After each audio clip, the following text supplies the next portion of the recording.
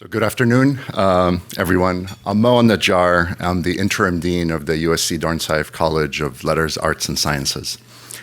So it is my pleasure to welcome you to this important conversation and to celebrate the homecoming of one of our distinguished Dornsife Trojan alumni. USC is always privileged to bring guests to campus who are influential on the national and global stage. We are a place that encourages substantive, even provocative, conversations that are built on a foundation of civility and that are rooted in facts. And we believe that progress is always made by exploring problems from many different points of view. This is where a great research university shines, by offering our community an opportunity to respectfully discuss sensitive topics in a way that is increasingly rare in the world right now. Our USC Dornsife Center for the Political Future is out in front on these efforts. It's led by co-directors Bob Shrum and Mike Murphy, as well as Managing Director Kami Achavan. The center has quickly positioned USC as a world leader in practical politics. If you haven't joined us for a CPF conversation in the past, welcome, and I'm sure that today's event will not be your last. This event could not be more timely. The war between Israel and Hamas has dramatically raised the temperature in the Middle East. Non-state proxies escalated the conflict, and what has been a decades-long shadow war between Iran and Israel now threatens to widen into a full-scale regional war. And in the meantime, people suffer and human toll continues to rise. Of course, there's so much history and complexity underpinning these issues that often get lost in the headlines, but we desperately need to find new ways forward. This afternoon, we are fortunate to hear from someone who has been deeply involved in promoting stability in the Middle East. It's our honor to welcome exiled Crown Prince Reza Pahlavi, along with his wife, Princess Yasmin Pahlavi, to USC. Mr. Pahlavi is a proud Trojan alum who earned his degree in political science from USC. The son of the late Shah of Iran, his life was forever changed by the events of the Iranian Revolution in 1979, which replaced the monarchy with the Islamic Republic. His family was forced into exile, and he has not been able to return to his homeland since. But that has not stopped him from using his voice to advocate for the Iranian people. Drawing on the nonviolent philosophies of Martin Luther King Jr. and Mahatma Gandhi, Mr. Pahlavi calls for a secular, democratic government and institutions in Iran. As the most prominent leader of the opposition to the Islamic Republic for the past 45 years, he has advocated tirelessly for supporting the Iranian people in their quest for freedom and self-determination. And in 2019, he launched the Phoenix Project of Iran initiative to harness the expertise of the Iranian diaspora, scientists and intellectuals, to empower civil society within Iran. While his efforts are focused on the Middle East, his vision resonates around the world. He recently quoted on social media that peace is neither a relic of history nor a distant dream. It is a promise we owe to ourselves and our children, and together we can make it a reality. In fact, just 2 days ago, he was the recipient of Richard Nixon's Foundation's Architect of Peace Award. We are honored to hear this afternoon about Mr. Pahlavi's personal journey and his perspective on the challenges and opportunities in the Middle East. His remarks will be followed by a one-on-one conversation with Bob Shrum. Thanks to all of you for being here with us this afternoon. Please join me in welcoming Mr. Reza Pahlavi.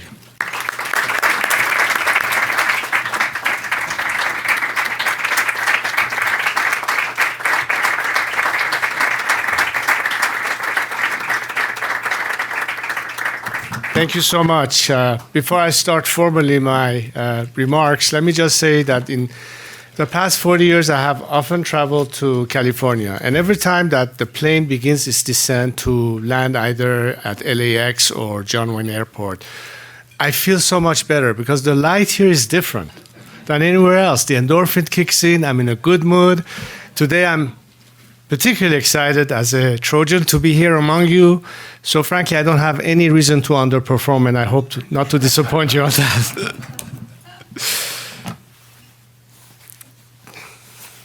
Of course, 40 years ago, I didn't need reading glasses. Now I do, unfortunately. So, distinguished faculty, students, and honored guests, good afternoon. In the past several decades, I have addressed universities across the globe about the plight of my nation and the fight of my people. But it is a particular pleasure to address for the first time my fellow Trojans and to return to the University of Southern California. I'd like to thank Dr. Pourmand and Dr. Ahavan for facilitating today's event, and Dean El-Naggar and the Dornsife School and the Center for the Political Future for hosting us. My fellow Trojans, I am here today to speak to you about our collective commitment to the values that define this institution, a dedication to truth, liberty, and the advancement of human dignity. I am also here to discuss the role that the Academy and that you yourselves can play in advancing those values on the most important battlefront for it today. The fight for these values is not merely academic, it is real, and nowhere is it more urgent than in Iran, my homeland. When totalitarian regimes rise to power, their first and most ferocious attacks are often against institutions that protect the truth: the media, the judiciary, and most insidiously, the academy. In 1980, soon after consolidating its power, the Islamic Republic launched a so-called cultural revolution, an effort to cleanse the country's universities of independent thought. The regime closed academic institutions for over 1 year. They forced thousands of professors into retirement. They castigated women in academia, introduced gender segregation, forbade women in choosing their field of study, and of course, expelled any dissenting students. Ideological indoctrination replaced the pursuit of knowledge.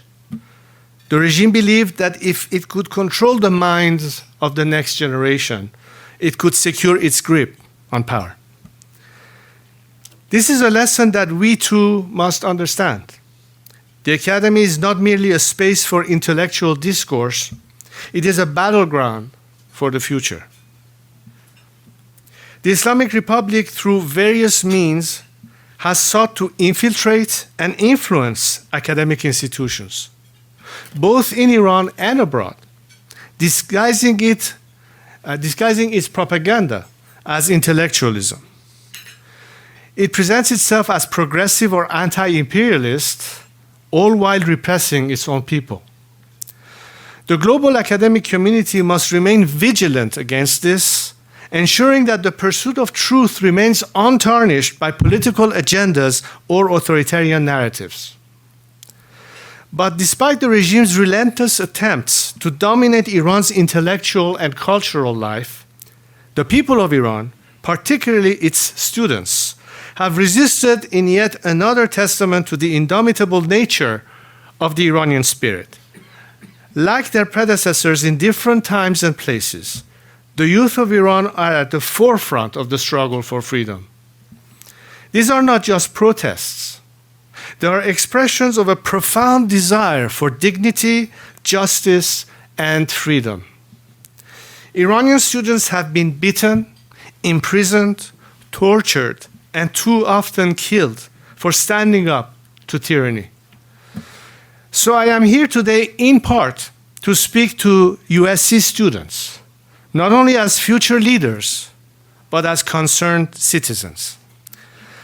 I am asking you to take note of your peers in Iran, and in particular, their courageous fight for their rights and their dignity.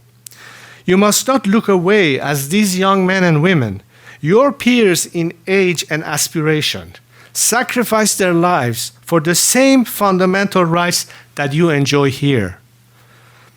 The books you have read on Dystopian Despots from 1984 to The Handmaid's Tale are not subject of theoretical discussions or Socratic seminars for Iranian students.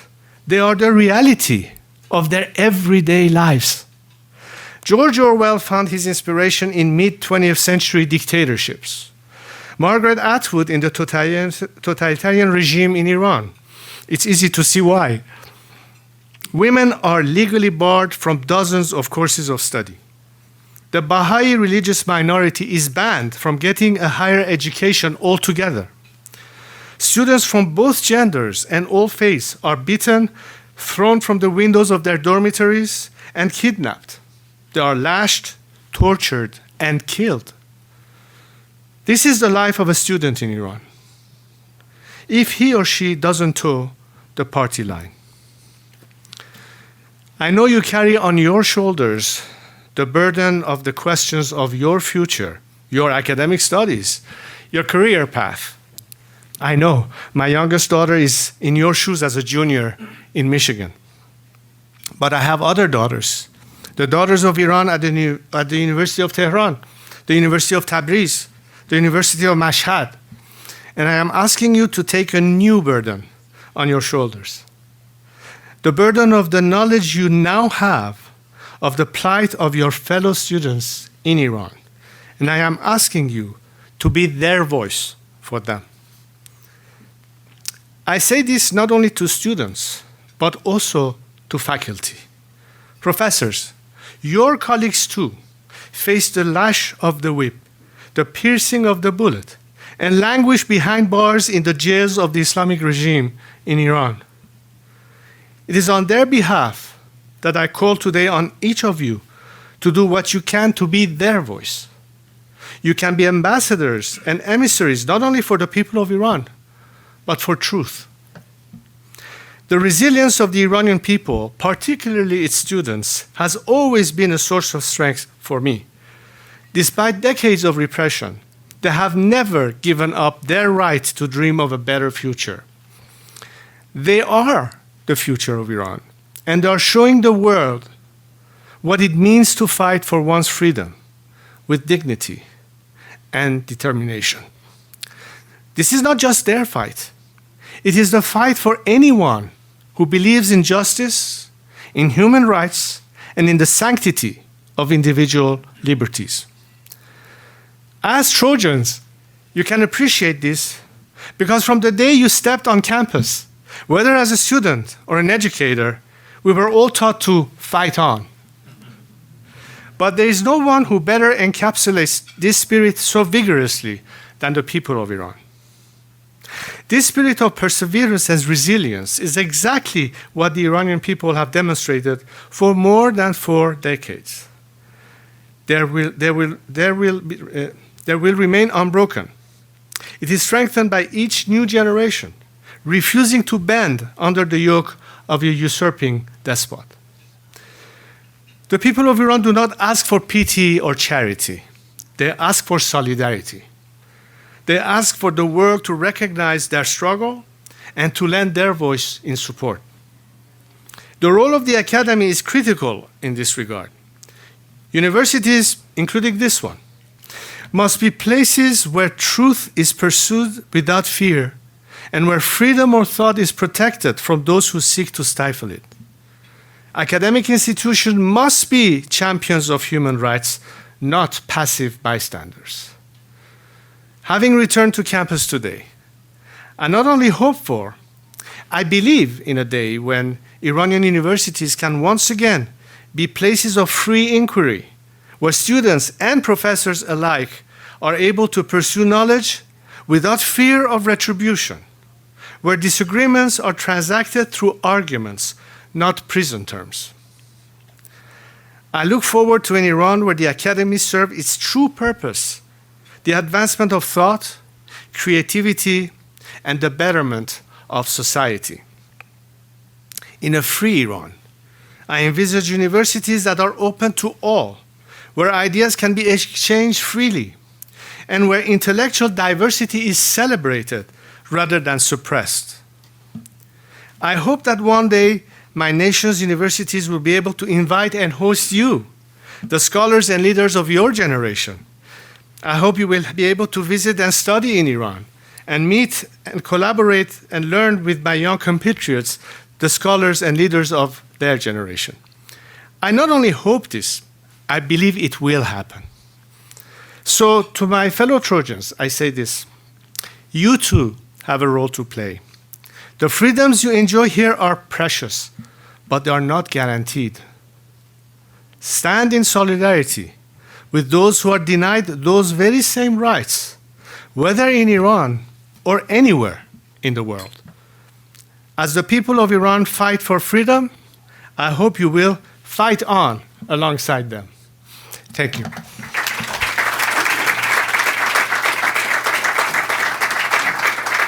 Thank you very much.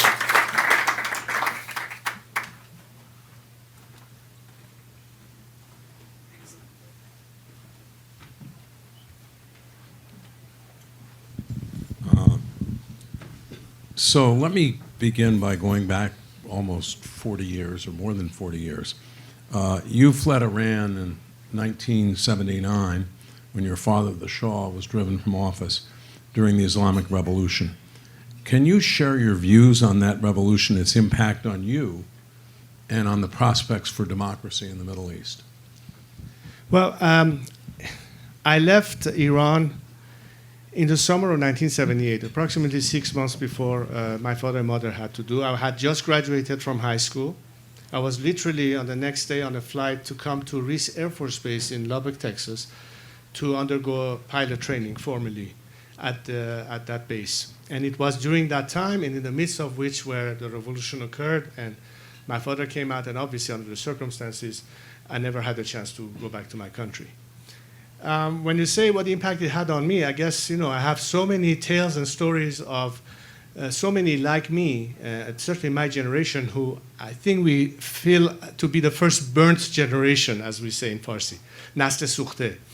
And as many of you, I'm sure, have discovered through all this time, what a brain drain and immediate exodus started to happen in Iran. First and foremost, minorities who were persecuted, Baha'is, Jews had to flee. People who were involved in the previous government had to hide, also flee. Many Iranians who were here abroad studying didn't go back to Iran. And that's how it all started. A country that was on the verge of getting so much more advanced into participating in the free world was thrown to medieval times under a very obvious ideological religious dictatorship. So I think the way we were impacted, and especially now when you look at the situation retrospectively, where Iran could have been today as opposed to where it is now. Iran should have been by now, if not the Japan of the Middle East, at least the South Korea of the Middle East. Instead, it has become the North Korea of the Middle East. It's not because we lack resources or human talent. It's the nature of the regime that has created this situation. So when you look at the impact, it's more that we all feel that we have been common victims and the first hostages of this theocracy. But that prompted us to do everything we could to try to help our country, because I always believed, and it has been my main focus, Iranians deserve better than what they have. And it's a pity that a country that was once the cradle of civilization, and as descendant of Cyrus, we take pride in the fact that the first Declaration of Human Rights was pronounced 25 centuries ago, that today we have to be known to the world as a nation harboring terrorism and radicalism. But it's not the people of Iran. It's the regime that does that. And its impact has been really more of an opportunity to see more deeply as to, instead of sitting back and lamenting and feeling sorry for ourselves, to in fact find whatever it takes to fight against that and to see where Iranians can truly have self-determination, where they can then decide freely how they want their country to be governed, in which direction they want to go. And so that was more, not so much feeling as how it impacted me negatively. In fact, it was something that created the necessity to take action and do something and make it a lifetime mission to try to save the day. I want to come back to that mission in a moment, but Can I have a bit of water, please? Yeah. So in 2008, you had massive pro-democracy movements that spread across the Middle East, Tunisia, Egypt, Libya, Yemen. Some people thought They might reach Iran, Syria, Bahrain, and other nations. In the end, all those pro-democracy movements were stymied and then reversed. Was that inevitable? And why didn't the Islamic Republic of Iran fall during that period? First of all, in general sense, I would like to say that you cannot paint everything with the same brush. Each of these movements had its own peculiar nature. Some of them were not necessarily democratic or were in some way hijacked. The desire of the people in all these countries were, of course, liberty and freedom. But let's say in the case of Syria, we saw how the Islamic regime in Iran and the IRGC suppressed the protesters in that country. The best example I can use for you is what happened in Egypt, where Mubarak was ill-perceived, but then the Muslim Brotherhood pretty much took over, and Egyptians soon found out that this is certainly not the way to go, and they had to go to General Sisi to protect themselves from the consequences of the Muslim Brotherhood reigning. So what's the lesson in all this is that I think perhaps sometimes it's a matter of how the stars are aligned. When you go back to Iran and what happened in 2009, which was the Green Movement, now you would know what people then didn't quite think of was that Mousavi, who was, of course, the candidate that ran against Ahmadinejad at the time, and as you know, the whole Green Movement was protest to tampering with the elections in Iran, where's my vote and all that. But the difference was that the young people on the streets took it as an opportunity to make a statement, whereas Mousavi was still in the mind frame of preserving the regime and operate within the existing order and constitution, which is why the reform movement pretty much came to a stop. He realized that people are going far more of something he can control. He panicked, backed off, and the movement started going down. In short, what I say is learning from all these experiences and saying that Iran in 2024 is very different than what it was in 2009. It's because the most important change in paradigm that I can share with you is that if there was at some point still some hope of reforming somehow the regime, and they tried it 3 times. They had Khatami at first, then they tried it with Rouhani, and ultimately they ended up with what Raisi, which was obviously not the direction they wanted to take. When slogans in Iran started saying Islah talab usulgara dige tamam majara, which in English means whether you are more radical or more moderate, this story is over, meaning now people are saying the solution is we have to go beyond the regime. We have noticed more former reformists now trying to connect with us, converge with secular democratic forces who always advocated that Iran shouldn't be a religious dictatorship, but a secular democratic issue. That's the way I can see the stars aligning. So just because you try it once and you fail doesn't mean that every movement are successful the first time you try. God knows how many movements have failed and they finally succeeded. Maybe the 4th time, the 5th time, or the 10th time. It doesn't matter how many time it takes. The process that you keep fighting until you finally win. And once you win, that's where everything changes. And I think that's the spirit you see in Iran today. And if you look at what inspired those movements, it was, at the end of the day, the ask of the citizenry of each of these nations: liberty, freedom, and participation. That is why, and of course when it comes to Iran, I keep pressing on countries in terms of their foreign policy, particularly Western democracies, the United States and its allies in Europe, that for 4 decades, especially as it relates to how do we deal with this phenomenon of Islamism, political Islam or radical Islam. The first, in my opinion, biggest flaw in analysis and assessment was it has been always based on the pursuit of behavior change by this regime. And I think that simply means that they couldn't recognize that the nature of the regime, its DNA, is simply not one that can coexist in the world as we know it. The value systems that we believe in and cherish is totally alien to that regime. We celebrate life. They celebrate martyrdom. That's a huge difference. You cannot come to terms with them. You cannot negotiate a true deal with them. You cannot trust them. And in the meantime, you have millions of disenfranchised Iranians who are telling you why don't you come and invest on us? We are the alternative. And it is time that instead of talking about behavior change within the status quo, we start thinking that the solution ultimately is regime change. Not because you say so, but because the Iranian people ask for it. So it becomes a shift of policy of not focusing on the regime, but focusing on the people. And then if we stay true to the principles of, and that has been my philosophy of how to conduct this campaign, based on nonviolence and civil disobedience, is to create a scenario where people are empowered. If diplomacy has failed and nobody wants conflict and war, you're left with only one solution, is to strengthen that alternative. And I think today you see that, especially recent months when we see an escalation in conflict and potential retaliation, it can only get worse if something doesn't give at the end. It is true that the proxies had to be weakened or eliminated, but the eye of the octopus is still there. And as long as it's still there, the financing continues, the funding continues, the intervention continues, and I don't think we can breathe freely. So this has to be, I think, the conclusion of where I hope the world starts looking at the potential solution to all the problems. Let me follow up on that. Your stated mission for decades, and you've referred to that in your first answer and your second answer, has been to remove the fundamentalist regime in Tehran from power. When could that happen? Are we talking decades, years? And if it does happen, how can we ensure that we don't end up with another power vacuum in the Middle East? I think that's a very good question. And the first thing I would say is it can happen much sooner than you think. Number one, look at how ready society in Iran is today. People are ready for change. They're asking for change. They are dying for change.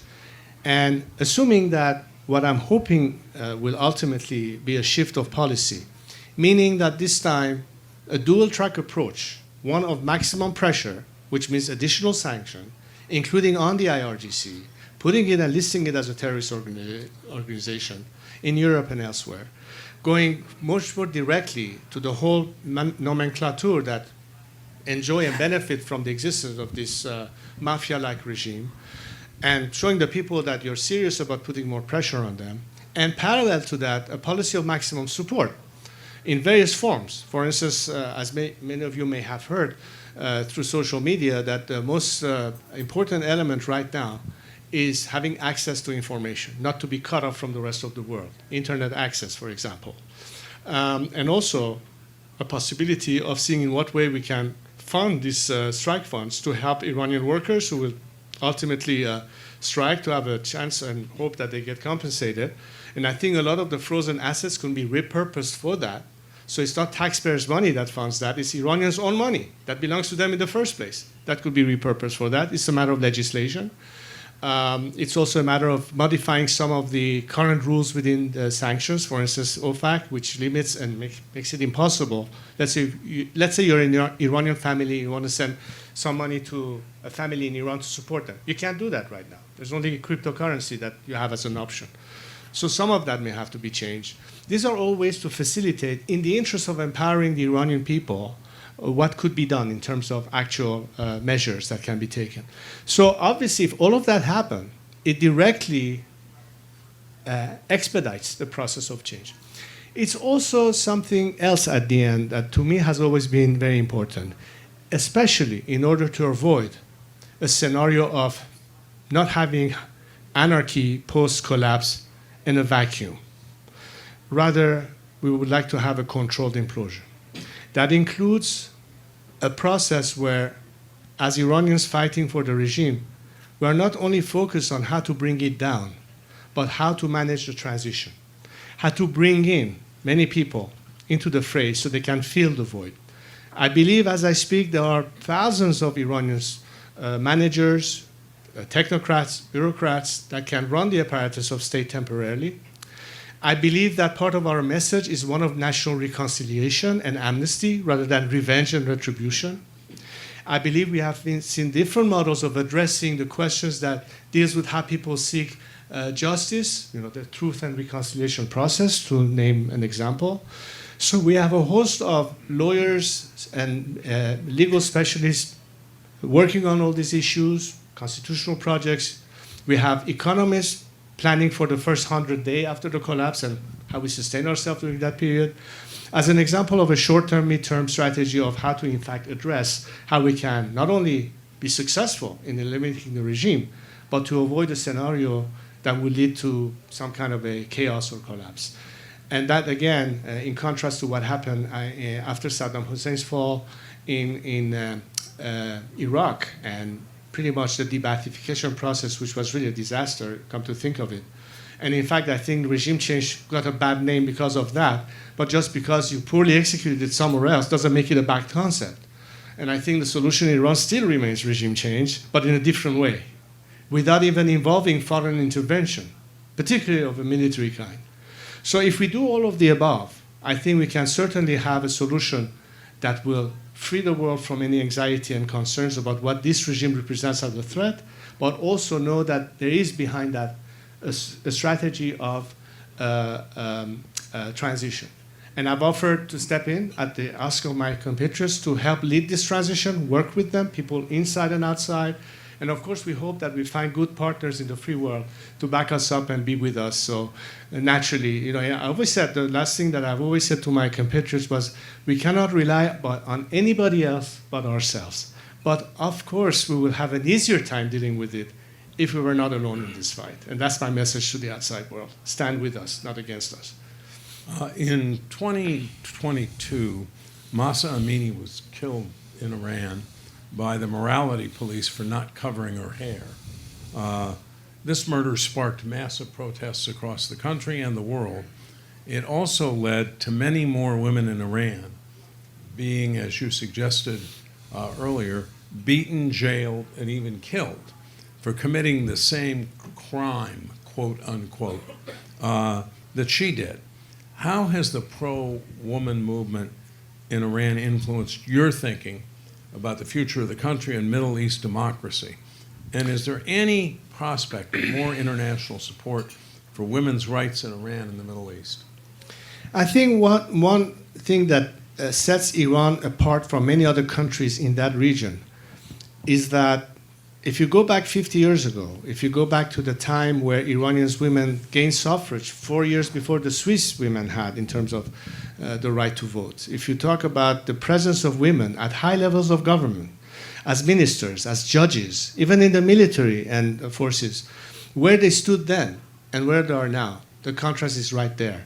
So if you think of someone like Mahsa or Nika or all those young, brave Iranian women fighting the fight, they know what their mothers can tell how Iran used to be, how it is now. So it's not a new thing. It's not like a few years ago, Saudi women couldn't even drive.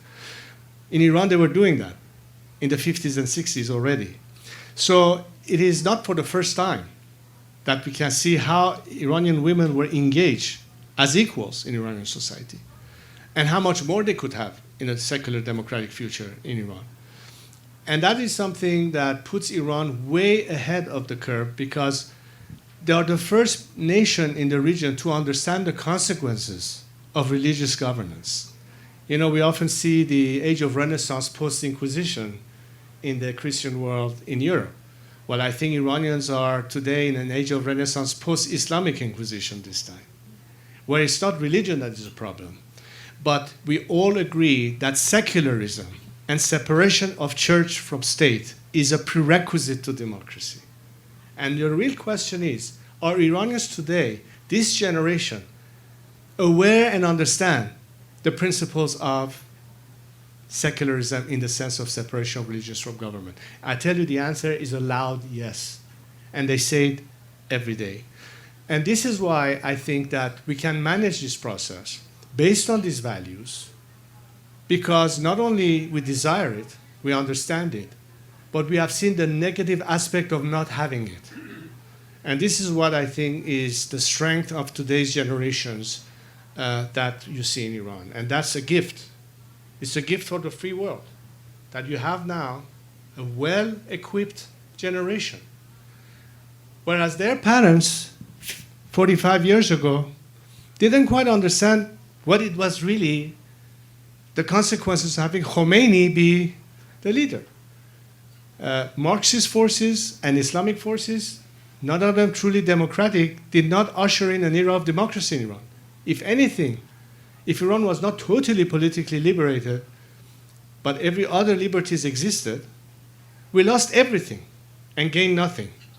So we want to regain everything we had, but also address the issue of complete liberalization, which I think today is easier because we no longer live in the Cold War era. And we are better equipped for it. We've been vaccinated for it. And that's really making sure that history doesn't repeat itself, and therefore we can rebuild the country based on these principles and find the right partnership, not just for ourselves, but working together with allies in the region, Arabs, Israelis, and others. And that's the future that we could have, unlike what we have right now with Hamas and Hezbollah, terrorism and nuclear threat and what you have, but a different one. Let me follow up on that. As you described it in your remarks, the regime in Tehran has a long history of brutal human rights violations, and not just against women and religious minorities. This is unfortunately not unique among Middle Eastern countries. What role could the kind of secular Iran you describe play in advancing human rights in the region? Well, secularism is an important principle, but I also think that if you don't have a separation, a checks and balance system as you have it under the US Constitution, if you do not promote the kind of entities or institutions that are guarantors that you don't deviate for a democratic process, that you don't have constitutional power that goes unchecked and unremovable, you have to strengthen those institutions. I've always believed that as much as leadership is important, sometimes people focus too much on the tree and forget about the forest. I think that the most important thing, especially in the Middle East, that are much more individual-centric, we need to shift to a system-centric approach. And that has been my philosophy. How can we move from a traditional expectation of having a leader at the top of the pyramid push the agenda forward? How can we strengthen the institution so reliance on individual leadership becomes less and less important? We need to address that transition. I think that's the ultimate key to full democratization. And if Iran could be a good model for others to follow, it will be a reason why we need to make sure that we help what I think is an anchor state in the region lead by example. And so that's part of our, at least my vision as to how we can address that and make sure that we can strengthen the institution beyond government, civil society, and all the watchdogs that we need, media, labor unions, what have you, because all of that are part and parcels of making sure that at the end of the day we have the rule of law. And there's nothing more important than the rule of law. And I think this is what Iran really needs to ultimately achieve. So it's a big task, it's a huge challenge. I think the understanding is there already, but we simply need to get to implementation phase and strengthen these institutions. Okay, we can't talk about the region without talking about Israel. How would you describe the relationship between Israel and Iran during your father's time as the Shah? It's changed drastically since then, and again since October 7th, 2022, when the Hamas terrorists killed more than 1,200 Israelis and captured hundreds of hostages, sparking a war, by the way, that has inflicted very high casualty rates.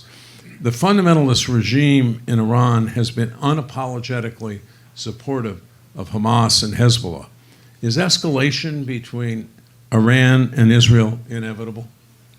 You know, this regime with this ideology of exporting this revolution, creating a modern-day Shiite caliphate to dominate the region and beyond, ultimately even raise that flag over the White House, this is really what they are shooting for, at the expense of the Iranian people. They don't care about people dying, whether they are Iranians or Arabs or Israelis or Palestinians.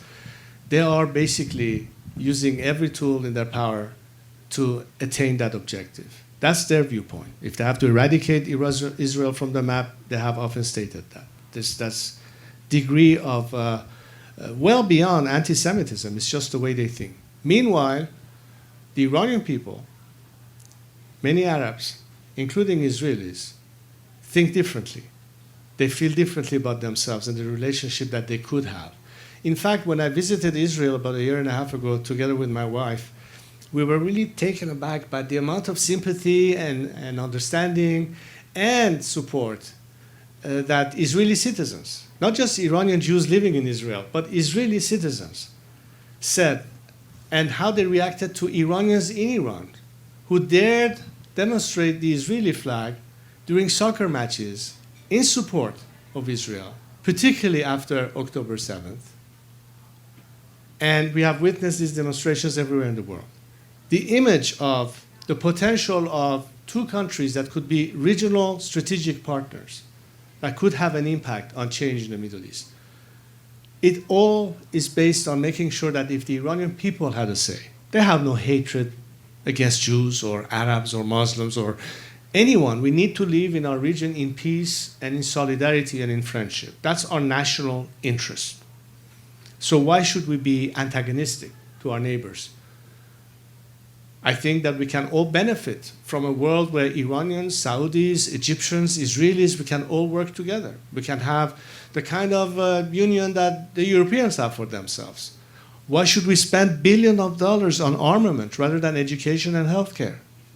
But as long as this regime is there, we won't be able to have that shift. Imagine the potential for commerce and industry that depends on that change. So I think that what we need to be able to translate at the same time to the world is that while we are all witnessing the consequences of this regime bringing us in the direction of confrontation and escalation of conflict, there are people in the region waiting and holding their breath for this change to happen. But it also does take beyond regional players or citizens of those countries an added element that has lacked. And I think the biggest element that has lacked was the indecision and lack of audacity and courage by Western leaders to step in and draw the line and make key decisions as to how to deal with the problems, rather than cowering and allowing for this situation to go unchecked. Instead of punishing a regime for repressing its people and supporting its proxies, they get rewarded by given even more money that they shouldn't have had in the first place. Under the current administration, almost $150 billion was given to the regime. Well, the old sanctions were really not implemented. You paid about $1 billion per hostage to get them free, so ransom is now the name of the day. It pays for them to take hostages every time they are under pressure. All of that appeasement tactic has led to where we are here. So we cannot do everything by our own. We need to have some level of understanding and coordination and partnership. I think that's the final element that is lacking in the formula for Iran's liberation sooner rather than later. So it will all come back to a major shift of policy. Washington is still key in terms of its impact, together with hopefully some leaders in Europe that will wake up and toe along the lines. And as the two examples that I can see in history, I can point to two that I know were a game changer, at least insofar as the free world or the Western world, when we talk about an era. The first time around was during the Second World War. And in fact, it was because of appeasement that Hitler decided to start the war. But if it wasn't for Roosevelt in Washington and Churchill in London, I wonder what would have been the outcome of the Second World War. The second time around, we saw strong leadership emanating from, again, Washington and London. This time it was Ronald Reagan and Margaret Thatcher. And ultimately, glasnost and perestroika would not have happened so easily, and Gorbachev would not have sort of given up on that confrontation had he not been challenged by that strong, determined idea that was projected then. Today, when I look at China under Xi and when I look at Moscow under Putin, I wonder what's the equivalent balancing force in the Western world.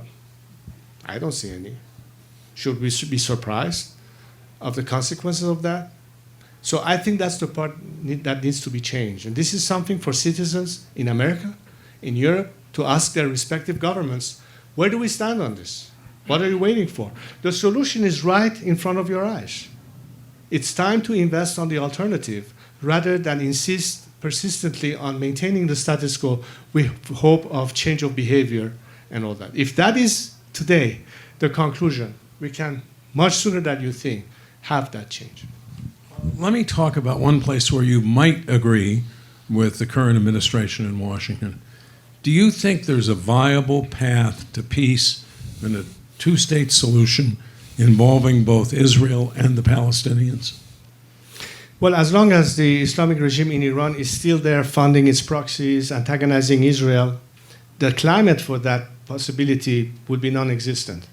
If you give Israel the certainty that they will not be immediately targeted or be threatened all the time in terms of their existential threat, if we can eliminate everything that is funding the proxies, and I believe that the majority of the Palestinians know and don't believe that they are represented by Hamas, a lot of things can change. But if you eliminate that antagonism, then I think the climate will be conducive to an actual possibility for a real dual-state solution. I believe in that. I profess that as well myself. But I don't think it will happen as long as we have a continuation of antagonism. You have to understand the position that Israel has felt. But you also have to understand what is a legitimate right and demand of the Palestinians. Ultimately, today's generation of young Israelis and Palestinians want to have peace as well. But they have to understand that sometimes we are deprived of the circumstances conducive to that. They are victims of it. So we need to make sure that those who have victimized them in the first place are no longer there to continue victimizing them. And then again, I think that it all starts from Tehran. Because, as you pointed to, what was the relationship of Iran before the revolution with Israel, with Arab countries in the Persian Gulf? And what happened as soon as this regime took over? I think it's so obvious, the contrast. But it is even with more profound understanding today that we can look at each other regionally, and the reason why we can in fact achieve that. Because everybody knows how costly it is to have war and conflict, as opposed to peace and prosperity, which only is possible if you eliminate that sort of climate. So it's a collective effort, really. And my vision is that, you know, when Sadat understood that it's better to find a solution for peace, when he went to Jerusalem and met with Golda Meir, and I know a lot of work was done behind the scene, and my father played some part in facilitating that approach, because in his vision he knew that it's senseless to have regional conflict, or we can achieve peace, and in fact it happened. Why could it not happen tomorrow? And I think today the desire for it is even more pronounced, because things were not so clear back in the 70s, especially post the first conflict, the 67 war and what have you. But I think we have to all be very pragmatic about it and make sure that the components are in place, that the stars are aligned. And I think Iran's change in Iran will have absolutely the most important impact on that prospect. 40 years ago, Iran, a predominantly Muslim country, had, as you pointed out, a very different relationship with Israel than other Muslim-dominated countries in the region. Why?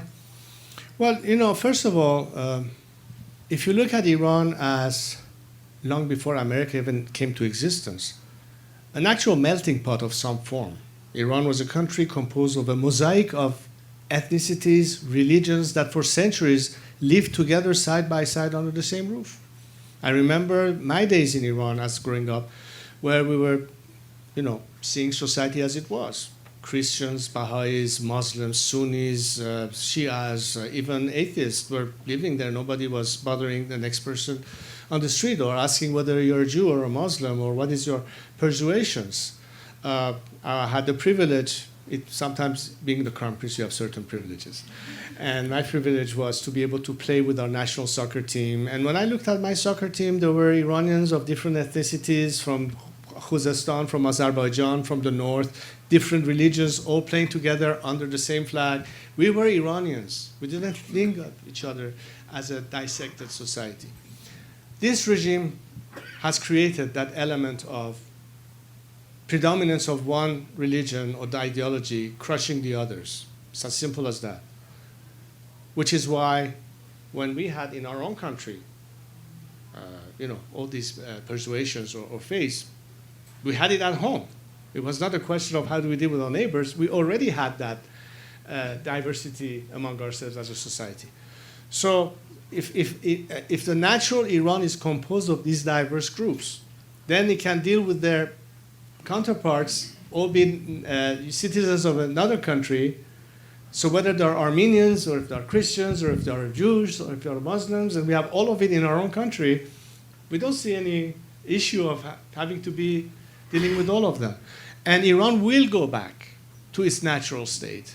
And the reason I tell you this is because for those of you who may have followed the last 4 or 5 years of a resurrection of Iranians' sense of national identity, let's put it this way. When people started converging to Cyrus the Great in Pasargad on the Iranian New Year, standing together, different ethnicities, different religions, chanting the same slogan, and looking back to the glory of Iran and its past and civilization, that tells you something. That tells you that problem is solved in Iran proper. They just need the opportunity to show how different they are than this regime. And so I think we already have solved the problem domestically in terms of our mindset. And it's a matter now to be able to actually give them a chance to show, not to themselves, but to the whole world, how we look at ourselves as Iranians, but how as Iranians would like to deal with everybody that would like to be able to work in peace so long as there's mutual respect and respect for our sovereignty, which is all we ask. So millions of Iranians live outside the country, most of them having fled during or after the 1979 revolution. What role do they have to play in bringing about the kind of Iran you envision? Well, this is where it gets exciting for me, because I think in the vision of talking beyond motherhood and apple pie and human rights and democracy and actually have a roadmap to Iran reconstruction and recovery, here's where the talent lies. Yes, the first exodus cost a lot to Iran because a lot of these brains had to flee. But guess what? They ended up being successful entrepreneurs, leading industry, becoming heads of medical centers. Half of the people in Silicon Valley are probably Iranians. Many CEOs of major companies, from eBay to Uber, are Iranians. And imagine what these kind of people, with their counterparts like the Elon Musks of this world, could do in terms of, okay, do we have an opportunity to contribute? Whether it is academically, intellectually, financially, our business skills, or whatever it is that we present that Iran will need in its reconstruction. And I've talked to many of these people all these years, and they're second generation of Iranians who were born either in America or Canada or France or wherever they are. And they know that things eventually changing, there's so much in which way they can contribute to the country. Does that mean necessarily a physical migration back to Iran? Not necessarily. In this era of the internet, a lot of people conduct their business virtually. Zoom, Google Meet, whatever. So you can convey and share something that we didn't have 40 years ago. We didn't have Instagram or, I don't know, all these various social media means of communication. There are so many different ways that they can contribute to Iran. And I think the diaspora will understand where and when to step in. And a lot of it, and the pause or the halt, I think, is because nobody is placing their bets on this regime that is becoming weaker and weaker every day. But they know that once the regime is not there, many obstacles will be removed. And then they can, in fact, seriously, in a meaningful way, contribute. So in that light, I've initiated, parallel to the campaign for liberating Iran, also engaging with the diaspora in terms of exactly their expertise or field of representation. At captain of industries, entrepreneurs, specialists in fields, because I think when you look at what Iran needs to do, we need to have these kind of resources available and ready to step in to help kickstart Iran's economic revival. And I think that's also an approach that will galvanize the Iranians because, for instance, let me give you an example. If tomorrow Tesla could have a plant in Baluchistan, imagine what kind of immediate impact it could have economically for the disaffected regions in Iran. Money will come in, they could be employed, schools can be built, education can be provided, academic institutions could certainly share that knowledge. All of this is absolutely doable and feasible, but I don't think that most people believe that anything serious could be done as long as this regime is in place. And hopefully what we're trying to do is to, as soon as possible, get to a point where we no longer have to worry about this corrupt mafia that is ruling Iran, so we can actually give an opportunity for Iranians to stand up, for young Iranian entrepreneurs, very talented, very gifted, to actually have a chance to conduct business, to have an opportunity of telling people that you can finally raise your head in dignity and not to worry how you're going to feed your children at night and put food on the table. And give these opportunities, not by false promises. Khomeini said, you're going to have free electricity and free water. Ab majani, barq majani, some of you may remember. Well, none of that happened. We're not promising anything just for sake of slogans or rhetoric. I believe all these components are actually there, and we need to give people a tangible sense that once Iran is liberated, we can immediately roll up the sleeves and actually start rebuilding that nation. And the diaspora, again, has a huge role to play. And I think once the limitation of communications with their peers inside is totally removed, when those inside can now openly advocate what they're capable of, then that communication is going to exponentially and very rapidly augment. So that dialogue would be a constant element of bringing in those resources, those capabilities, investments, or what have you. And I can see that like the light of day. But I know that this obstacle has to first be removed. That's why we need to focus on how do we get rid of this regime first, and then immediately after, what can be done. Let me conclude with a slightly different question. You graduated from high school, you said, 1978. and headed for Texas Yes. for pilot training. Did you ever learn to fly a plane? I'm sorry, say again? Did you ever learn to fly a plane? Well, I started when I was 12. I first soloed when I was almost 13 on a single-engine Beechcraft Bonanza, which was one of the training planes for Iranian pilots back in Iran. I also flew, small jets, a couple of Boeings, flew the F-5 in Iran 2 years before I left. I soloed when I was about 16 years old. Yeah, I think I can fly.